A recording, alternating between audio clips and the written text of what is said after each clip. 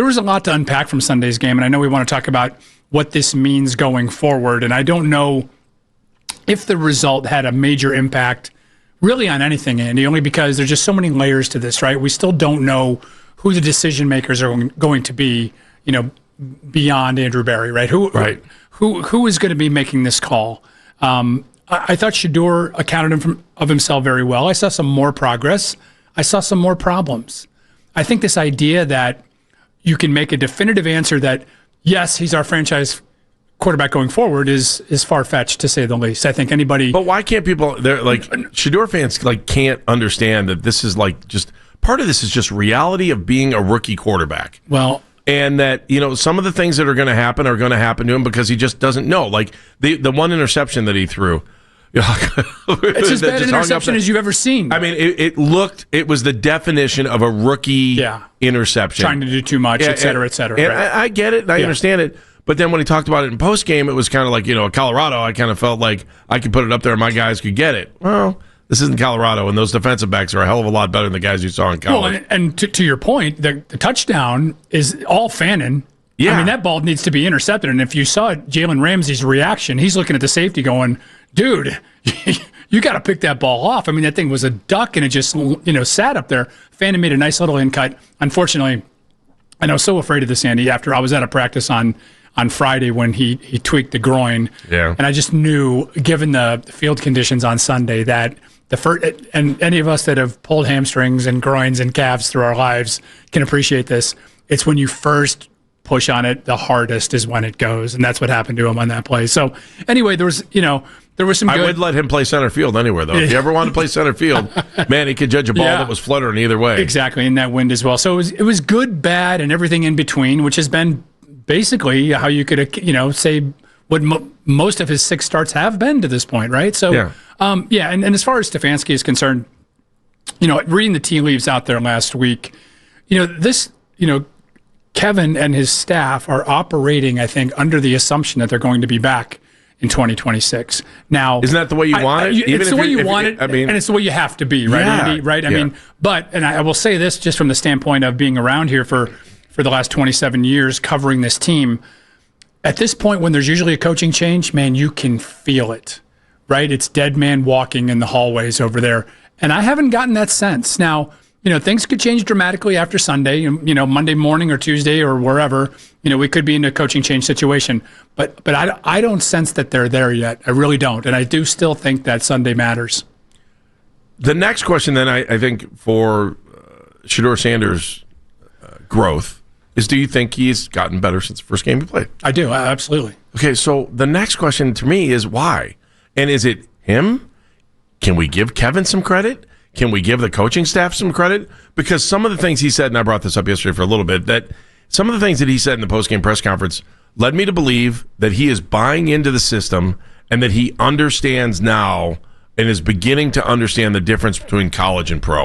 And also starting to understand that, I've got different bosses than my dad. I'm not belittling his dad, and I would do anything for my kid to try to help them become a better player. And if I was like some, one of the best multi-sport athletes in the history of sports, I would listen to but I listen to what he's saying, and I think he's starting to get it. I think he's starting to understand the fact that this isn't my dad's team anymore. I've got to listen to some of these things that are going on. And he may not present it that way, but if you listen to the undertone of some of the little things he's saying, he's starting to get it in a big boy kind of way. Andy, tip of the cap to you. I think that is perfectly explained where he is right now. I think he finally understood that this is his job, that he's got to take it seriously. I think, and whatever side you are on the Sanders debate, right, I think you would have to appreciate that the reason that he was not getting these snaps early on was that where he was taken in the draft, yes, that there was a very different plan going forward, right? And that he was not, being as serious about this as he needed to be. I mean, we heard all kinds of rumblings about him, in meetings and it's kind of he's got a very, casual approach to a degree. And I'm not saying that the kid doesn't work hard. I think he does. I think he puts in the time. I think he now knows he has to put in even extra time to get to where he wants to be. But I think he now feels like, I think there's a belief in him too that, not that there wasn't this at the beginning, but I can do this. I can be the guy. And I know that's part of what has always driven him. He's a very confident person, carries himself in that way, right? But I think now that he's had some success on the field, translates to the next part of his development is, okay, now I got to go into an off season where I got to work even harder if I'm going to be this franchise quarterback going forward. You know, he talked about it at the end of the game too, about like his pregame ritual has even changed, and he talked about how he's got to fire himself up before the game to make sure that he's in the place where he needs to be. And I mean, if you go back and watch the beginning of the game and the touchdown drive and the way they were able to get up, I mean, they were up 10-0. How often did that happen this season? Ball at game. The end of the first quarter. Ball game. It was over. Isn't that crazy? Yeah, it is crazy. I didn't even think about that until you just said it. But they've been really good, as you know, they've been really good with those scripted plays. They have been. That's kind of a Stefanski staple, right? But I think, the kid has gone out and executed it, and they've gotten guys open, and he's thrown good balls. You know, the touchdown, and I'm being somewhat facetious, but, you know, he put it up to where his player could get it, and he probably saw something that I would never see there. At first, I wondered if it was tipped or if it got caught up in the air. Yeah. I mean, let's not forget, Kevin decided not to kick a field goal because of the wind.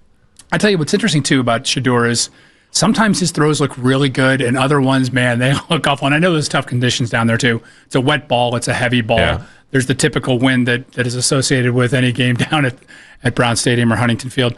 But, you know, by and large, Andy, I've been impressed with the kid. I really have. I think he's grown into a better player at this point than I thought back in August or September that he was capable of being. So, you know, kudos to him. Yeah, I mean, look, he doesn't sound like your typical quarterback, but he sounds like a rookie. Like when I listen to him after the game and I watch him play. When you cut through it all, I know what you're saying. He's a rookie, and it doesn't matter what his last name is or where he is. And to me, because he's a rookie, that excites me. Yeah, that makes me think that all of these little things can be corrected. All of these things can make him your franchise quarterback. But you know, it's are you going to put him? Is Kevin the right guy to lead him? That's like, and I'm watching this. And I'm watching this through 6 games, and I know they're like, if you, when I listen to folks, there are people that love Shedeur and hate Kevin, and it's like everything that's wrong with Shedeur is Kevin's fault. It's such nonsense. It's just, I know. Unbelievable. Yeah, you can't listen to any of that. And like, I want to hear someone come out and say, and I hope it comes out in one of these press conferences with Shedeur or Kevin, to turn around and say, you know what, these guys can work together, and if they do, then we're going to have something successful. I don't know that you need to bring someone else in. I'm also feared that if you lose Kevin, you may lose Schwartz too. And I don't really want to walk down that road. I don't know if they're a pair, but let me just go back to is Kevin the right answer for Shedeur? And can Shedeur buy into that? Like, I think we almost want to hear Shedeur come out and go, you know what? I've learned a lot from Kevin, and I think this is going forward. I think this is if I'm going to get better, I can see how we're getting better every week, whether it's Kevin or anybody else on the offensive staff. Here's the problem, this could move forward. He's been schooled not to say that. He's been told basically not to kind of go there because it's just going to open up a can of worms in one way or another. You hear the way that Shedeur is careful about the way he answers a lot of questions, right? He either will not answer them or he'll take the question in an entirely different direction, right? Yeah, and he'll jump on you, too, if he thinks you're trying to bait him. And listen, and he's entitled to that. I mean, this is the way it works. But as far as Kevin deserving credit for where Shedeur is today, he deserves at least partial credit. So does Bill Musgrave. Yes. So does Tommy Reese. So does the rest of that staff. So do the guys that have been blocking for him, the guys that have been making plays. So, but are we going to think about this for a second? Are we going to be another Freddie Kitchens situation, right? Because you're trying to figure out where you're going with the quarterback, and if the quarterback likes this guy, you're going to do this because of that. I don't know. But did the win on Sunday, did it seal the deal for Sanders and Stefanski for being back next year? I think that's one of the things you might want to think about. And if not, do you think they would trade up to get a quarterback in the draft?